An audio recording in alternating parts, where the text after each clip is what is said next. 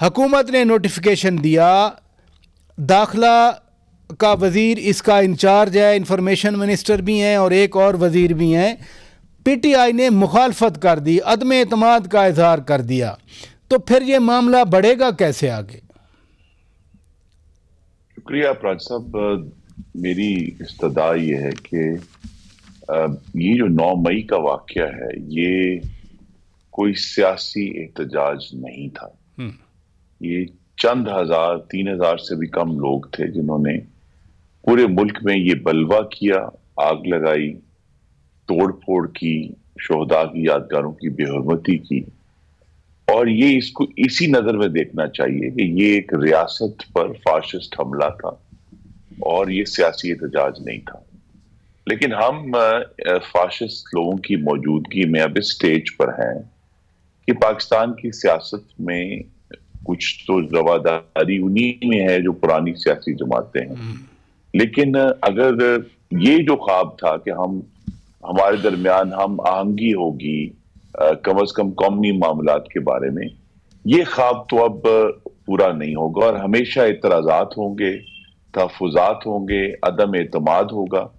لیکن جب ہم نے آگے بڑھنا ہے تو پھر اس طرح کی عدم اعتماد رستہ نہیں روک سکتے. میں آپ کے ناظرین کو یاد کرا دوں کہ اگرچہ 126 دن کا دھرنا ہوا 2014 میں اگست سے لے کر دسمبر تک، لیکن اس کے باوجود جو کام کرنے کا تھا محمد نواز شریف نے وہ کیا.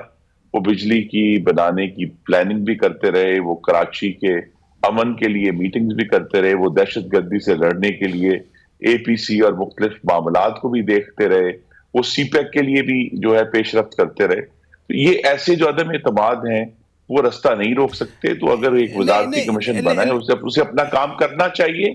اور جو اصل بات ہے جو ایک منٹ خان صاحب، کمیٹی بنی ہے اس کو کام کرنا چاہیے، لیکن جب یہ مطالبہ کیا جائے کہ اعلیٰ عدلیہ سے تحقیقات کرائی جائیں تو اس میں کیا مذائقہ ہے؟ اور ادھر تو سنجیدگی دیکھیں، وزیر داخلہ اس کمیٹی میں شامل ہیں. اس وقت وزیر داخلہ ہیں ہی نہیں، ملک میں کوئی نہیں ہے وزیر داخلہ اس وقت. جی اس میں جو عدالتوں سے ایک انویسٹیگیشن کرانے کا معاملہ ہے، جی اگر ہم نے کوئی سبق سیکھا ہے پاکستان کی 76 سالہ تاریخ سے، خاص طور پہ پچھلے جو چند سالوں کی تاریخ سے، اس سے سبق یہ ہے کہ عدالتی کمیشن کسی بھی طرح ڈیلیور کرنے میں ناکام رہے. وہ چاہے مسنگ پرسن کا کمیشن ہو، وہ چاہے ایبٹاباد کمیشن ہو، وہ چاہے مختلف جو انویسٹیگیشنز ہیں.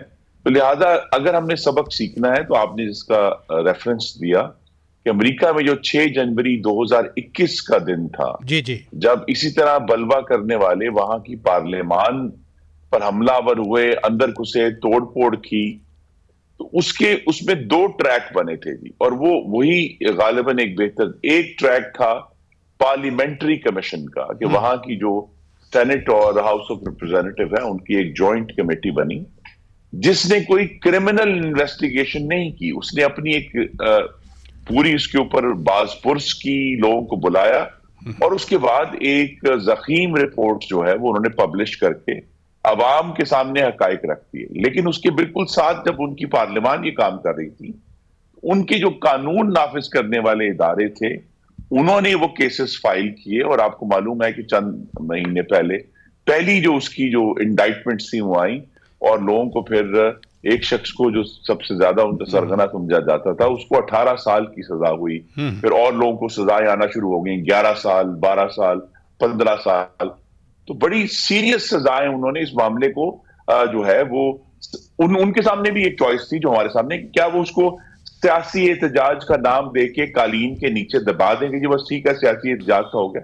لیکن نہیں، وہ سیاسی احتجاج، جب سیاسی احتجاج آگ کی حد چھوتا ہے، جب سیاسی احتجاج توڑ پھوڑ پر اور جانوروں کو جلانے کی حد تک جاتا ہے، شہیدوں کی یادگاروں کی بے حرمتی تک جاتا ہے، پھر وہ سیاسی نہیں رہتا، وہ پھر ریاست پر حملہ ہو جاتا ہے. تو خان صاحب یہی بات honourable chief justice of Pakistan بھی کہہ گئے کہ 9 مئی کو فسادات کرنے والے اب الیکشن لڑنے کی بھی تیاری کر رہے ہیں, ان کو نہ کوئی شرمندگی ہے نہ کوئی ان کے چہرے پہ شکن ہے, تو پھر یہاں کیا مسئلہ ہے جو امریکہ کی آپ نے بڑی زبردست پیرلل ایگزامپل دی؟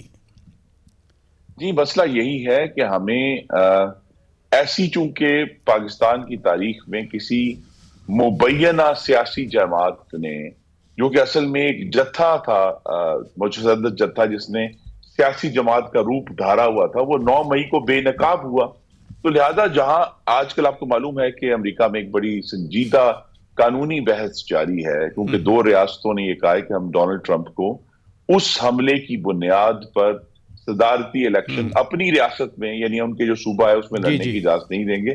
معاملہ اب ان کے بھی سپریم کورٹ میں جا رہا ہے, لیکن وہاں باقاعدہ ایک پرانا قانون موجود تھا, جو کہ جسے وہ کہتے ہیں کہ ایک تو ہوتا ہے نا جی غداری سے نیچے ایک اور انہوں نے رکھا ہوا ہے عمل, جس میں کہا کہ اس میں آپ کہتے ہیں کہ آپ نے اسینچلی آئین کی جڑیں کاٹی ہیں, آپ نے, یو ہیو سبورٹڈ دی کانسٹیٹیوشن. تو لہذا وہاں بھی ہمیں بھی اس قسم کی, اگر ہم نے 9 مئی سے سبق سیکھنا ہے تو 2 ہی کام کرنے ہیں. ایک تو اس کے جو ذمہ داران ہیں ان کو سخت ترین سزا دینی ہے, اور دوسرا یہ کہ جو آنے والی پارلیمان ہے وہ اس طرح کی قانون سازی کرے تاکہ جو یہ آپ نے بڑی اچھی تجویز دی. انہوں نے یہ کہا کہ یہ کیسے ہو سکتا ہے کہ جو فسادی لوگ ہیں, جو حملہ آور تھے, جو آگ لگانے والے تھے, جانوروں کو جلانے والے تھے, بے حرمتی کرنے والے تھے, وہ اپنے کپڑے جھاڑ کر پھر عوام کے سامنے یہ آپ نے بڑی زبردست تجویز دی. ہمیں کرنی ہوگی. یہ آپ نے بڑی اچھی تجویز دی.